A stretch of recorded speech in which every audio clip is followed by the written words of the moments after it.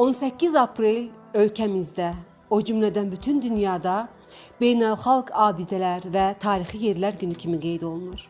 Vətənimiz Azərbaycanın füsunkar və göz oxşayan təbiəti, insana könül rahatlığı verən havası, suyu, ecazkar və sanki varlığı ilə dünyaya meydan oxuyan dağıyla, daşıyla cənnət məkan sayılan gözəl bölgələri var.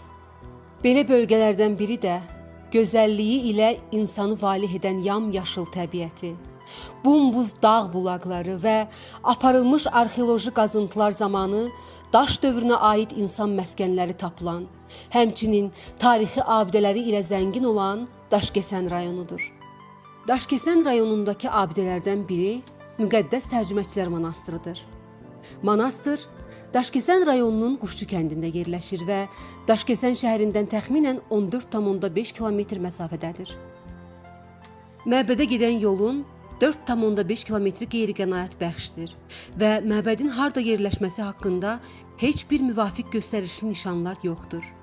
Məbəd 487-ci ildə tikilmiş və təqribən 989 və 1845-ci illərdə bərpa olunmuşdur. Xoşbulaq kurqanları Daşkəsən rayonunun Xoşbulaq kəndi ərazisində daş örtüklü kurqan tipli qəbirlərdir. Kurqanların altında dördkünc qazılmış, panlı və küncləri yarımoval düzəlmiş qəbirlər yerləşir. Bu qəbirlərdə skelet arxası üstə oynaqlardan bükülü formada, başı isə qərbə doğrudur. Belə qəbirlərdə bir qayda olaraq qara rəngli, küpə formalı 3 qulp qablara daha çox təsadüf olunur. Buradan həmçinin qızıl, gümüş və tuncdan hazırlanmış bəzək əşyaları da tapılmışdır. Kurqan qəbirlərdən müxtəlif muncuqlar və saç üçün spirallar, qara və boz rəngli gilqablar da aşkar olunmuşdur. Rayonun Bayan kəndində yerləşən Bayan monastırının 4-5-ci əsrlərdə tikildiyi güman edilir. Məbəd hazırda qəza vəziyyətindədir və uçmaq təhlükəsi ilə üz-üzədir. Ərazi baxımından rayonda olan digər monastırlardan böyüklüyü ilə seçilən tikilinin əsas binasından başqa həyətdə çoxlu sayda otaqlar, sədd divarları, təsərrüfat damları və çay daşlarından tikilmiş xeyli sayda quyular var. Mərkəzdə böyük bir meydan yerləşir. Bu isə vaxtilə burada dini ayinlərin keçirildiyini deməyə əsas verir. Məbədin inşası zamanı səs akustikasını yaratmaq üçün divarlarına içi boş küplər yerləşdirilib. Monastırın özü ağ və qırmızı rəngli qaya daşlarından inşa olunub. Sütunların inşasında istifadə olunan daşların üzərinə döyülən işarələr bu günədək qalmaqdadır. Daşkəsən rayonunun Bayan kəndində yerləşən Çiçərvəng məbədinin sahəsi 500 kvadrat metrdir. Məbədin tikilmə tarixi 15-ci əsrə aid edilir.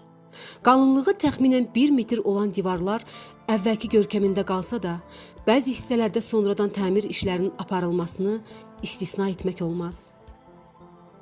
Məbədin indiyədək uçub dağılmayan və toxunulmayan hissələrində dini işarələr bu gün də qalmaqdadır.